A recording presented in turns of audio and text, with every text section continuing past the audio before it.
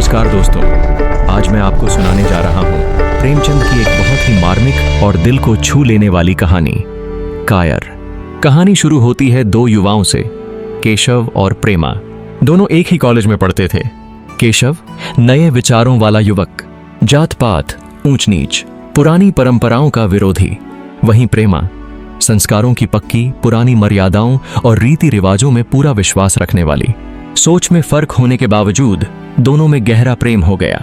पूरा कॉलेज उनके रिश्ते की चर्चा करता था। केशव ब्राह्मण था और उसने ठान लिया था कि वह प्रेमा से शादी करके अपनी जिंदगी को सार्थक बनाएगा। मगर प्रेमा अपने माँ बाप की इज्जत और आदेश से ऊपर एक कदम भी नहीं बढ़ा सकती थी। एक शाम का दृश्य सोचिए। विक्टोरिया पार्क, सूरज ढल चुका है, सैर करने वाले जा चुके हैं और घास पर आमने सामने बैठे हैं केशव और प्रेमा। उनके बीच वही पुराना विषय, विवाह का। केशव झुंझलाकर कहता है, इसका मतलब है तुम्हें मेरी कोई परवाह ही नहीं? प्रेमा शांत स्वर में जवाब देती है, नहीं केशव, ऐसा मत कहो, पर मैं माता पिता के सामने यह बात कैसे रखूं? वे पुरानी परंपराओं के भक्त हैं, उनकी शंकाएं तुम सोच भी नहीं सकते। केशव तुनक कर पूछता है, तो तुम भी उन्हीं रूढ़ियों की गुलाम हो? प्रेमा उसकी आंखों में देखते हुए कहती है, नहीं, मैं उनकी गुलाम नहीं हूं, मगर माता पिता की इच्छा मेरे लिए सब कुछ है। केशव गरजता है, तुम्हारा अपना व्यक्तित्व क्या कुछ भी नहीं? प्रेमा आहिस्ता से कहती है, समझ लो, ऐसा ही है। और यही बात सुनकर केशव का दिल टूट सा जाता है। वह कहता है, मैं तो तुम्हारे लिए दुनिया छोड़ने को तैयार हूं और तुम मेरे लिए एक कदम नहीं उठा सकते। प्रेमा आंसू भरकर कहती है, प्रेम सिर्फ स्त्री पुरुष का ही बंधन नहीं होता केशव, यह आत्मा का बंधन भी है। लेकिन केशव निराश होकर वहां से चला जाता है और प्रेमा आंसुओं में भीगी वहीं रह जाती है। उस रात प्रेमा सो नहीं पाई। उसके दिल में एक ही बात गूंज रही थी, अगर केशव ने कोई जल्दबाजी कर दी तो क्या होगा?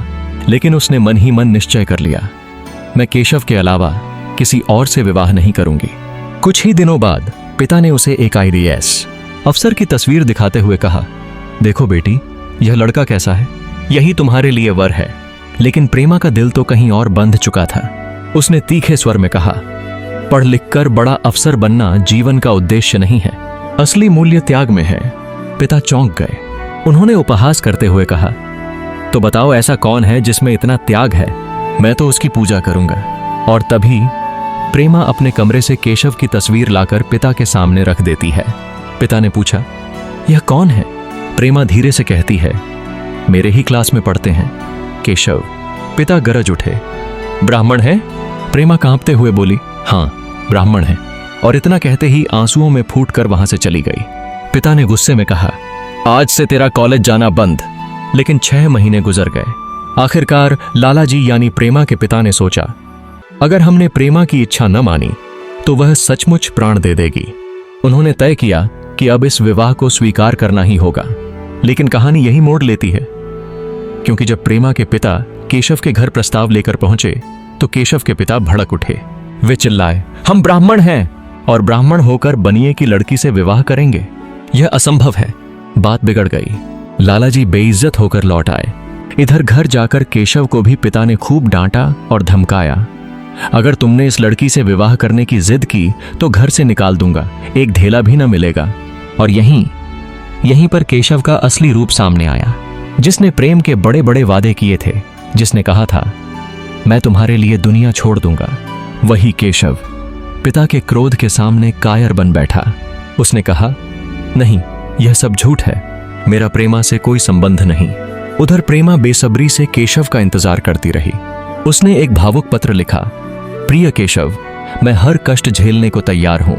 मुझे तुम्हारे पिताजी की संपत्ति नहीं चाहिए, सिर्फ तुम्हारा प्रेम चाहिए। आज शाम हमारे घर आओ, माँ पिताजी तुमसे मिलना चाहते हैं। लेकिन शाम गुजर गई, रात बीत गई, केशव न आया। सुबह उसका पत्र पहुंचा। पत्र में लिखा था, प्रेमा, मैंने बहुत सोचा, मैं कायर नहीं हूं, लेकिन पिता की आज्ञा का उल्लंघन करना मेरे लिए असंभव है। पुरानी बातों को भूल जाओ। यह पढ़कर प्रेमा का दिल जैसे पत्थर बन गया। उसने धीरे से खत फाड़ दिया। आंखों से आंसू बहते रहे, पर किसी से कुछ न कहा।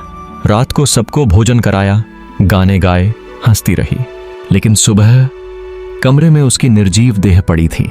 सूरज की सुनहरी किरणें उसके पीले चेहरे को ऐसे रोशन कर रही थीं जैसे वह अब भी जीवित हो। दोस्तों, यह कहानी सिर्फ प्रेम की नहीं है, यह कायरता और साहस की कहानी है। केशव, जिसने खुद को आधुनिक और निडर बताया था, असल वक्त आने पर कायर साबित हुआ। और प्रेमा, जिसने सब कुछ खोकर भी अपने प्रेम को सच्चाई दी, वह इस कहानी की असली नायिका बन गई। अगर आपको यह कहानी पसंद आई हो तो वीडियो को लाइक करें और चैनल को सब्सक्राइब करना ना भूलें और कमेंट में अपनी राय जरूर लिखें। धन्यवाद।